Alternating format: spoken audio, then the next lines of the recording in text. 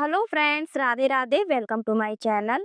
आज हम सुनेंगे वैशाख मास के शुक्ल पक्ष में पड़ने वाली मोहिनी एकादशी व्रत कथा। कहानी सुनने के लिए एक लोटा जल रखेंगे, हाथ में थोड़े से तिल और पुष्प लेंगे, फिर कहानी सुनना शुरू करेंगे। एक बार की बात है, धर्मराज युधिष्ठिर कहने लगे, हे कृष्ण, वैशाख मास के शुक्ल पक्ष की एकादशी का क्या नाम है तथा उसकी क्या कथा है? इस व्रत की क्या विधि है? सो सब विस्तार पूर्वक कहिए। श्री कृष्ण जी कहने लगे, हे धर्मराज, मैं आपसे एक कथा कहता हूँ जिसको महर्षि वशिष्ठ जी ने रामचंद्र जी से कहा था। एक समय श्री रामचंद्र जी बोले, हे गुरुदेव, कोई ऐसा व्रत बतलाइए जिससे समस्त पाप और दुख नाश को प्राप्त हो जाएं। मैंने सीता जी के वियोग में बहुत से दुख भोगे हैं, अतः आप कोई व्रत बतलाइए। महर्षि वशिष्ठ बोले, हे राम, आपने बहुत ही सुंदर प्रश्न किया है। आपकी बुद्धि अत्यंत शुद्ध और पवित्र है। यद्यपि आपके नाम का स्मरण करने से ही मनुष्य पवित्र और शुद्ध हो जाता है, तो भी आपका यह प्रश्न लोक हित के लिए बहुत ही सुंदर है। वैशाख मास में जो एकादशी आती है, उसका नाम मोहिनी एकादशी है। इस एकादशी का व्रत करने से मनुष्य सब पापों तथा दुखों से छूटकर मोह जाल से मुक्त हो जाता है। अतः यह व्रत दुखी मनुष्यों को अवश्य करना चाहिए। इससे मनुष्य के सब पाप और दुख नाश को प्राप्त हो जाते हैं। अब आप इसकी कथा एकाग्रचित होकर ध्यान पूर्वक सुनिए। सरस्वती नदी के किनारे भद्रावती नामक एक नगरी थी। वहां पर दुतिमान नामक चंद्रवंशी राजा राज्य करता था। इसी नगरी में धन धान्य से पूर्ण पुण्यवान धनपाल नामक एक वैश्य भी रहता था। वह अत्यंत धर्मात्मा एवं विष्णु भक्त था। उसने नगर में अनेक भोजनालय, प्याऊ, कुआं, सरोवर, धर्मशाला आदि बनवाए थे और सड़कों पर आम, जामुन, नीम आदि के अनेक वृक्ष लगवाए थे। उस वैश्य के 5 पुत्र थे, सुमना, सद्बुद्धि, मेधावी, सुकृति और धृष्ट बुद्धि। इनमें धृष्ट बुद्धि नाम वाला 5वां पुत्र महापापी था।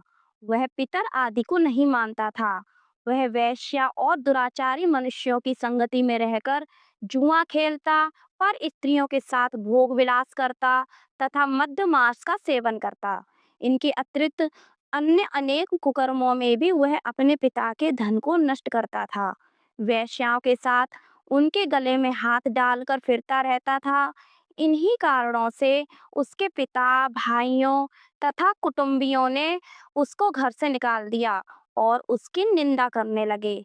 घर से निकाल देने के बाद वह अपने गहने और कपड़े बेचकर निर्वाह करने लगा।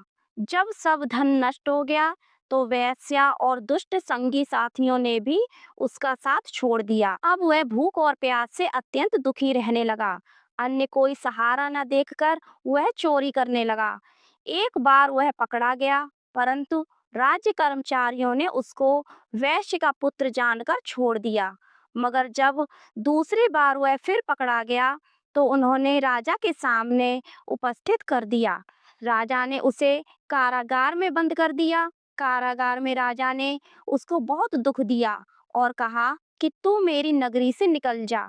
वह नगरी से निकलकर वन में चला गया और वन में पशु पक्षियों को मारकर खाने लगा। कुछ समय पश्चात वह बहेलिया बन गया और धनुष बाण लेकर पशु पक्षियों को मार मार कर खाने लगा। एक दिन वह भूख और प्यास से दुखित होकर खाने की खोज में फिर रहा था कि कौंडिन्य ऋषि के आश्रम पर पहुंच गया। उस समय वैशाख मास था और कौंडिन्य ऋषि गंगा स्नान करके आ रहे थे। उनके भीगे वस्त्रों के छींटे पड़ने से उसको कुछ सुबुद्धि प्राप्त हुई और वह मुनि के सामने हाथ जोड़कर कहने लगा कि हे मुने, मैंने अपने जीवन में बहुत पाप किए हैं।